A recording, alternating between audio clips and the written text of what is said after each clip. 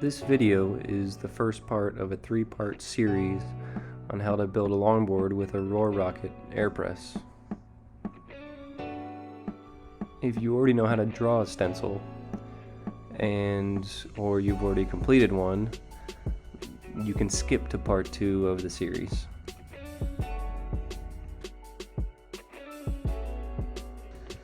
So I like to start with a grid of about 10 inches in width, and I think a good place to start is about 40 inches in length. Then I put down a center line and I close it off. Next, I will draw the top profile, and you only need to do half of it because when you cut out the stencil, you'll be able to flip it to keep your shape symmetrical. As you can see here, I use a bendable ruler, and I check the length of it with another ruler to make sure my tails aren't too long or short.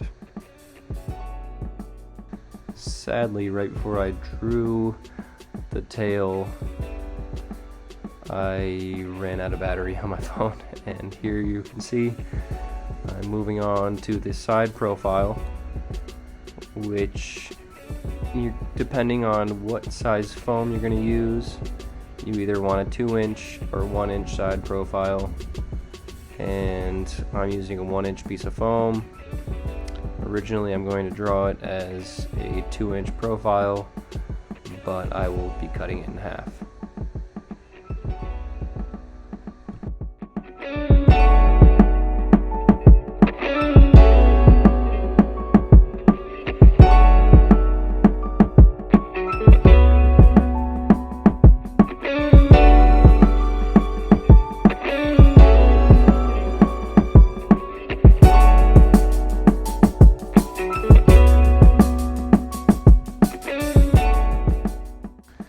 I'm preparing the spots where I will go from the concave of the tail to the concave, moving from the outer part of the deck to the inner part of the deck along the top.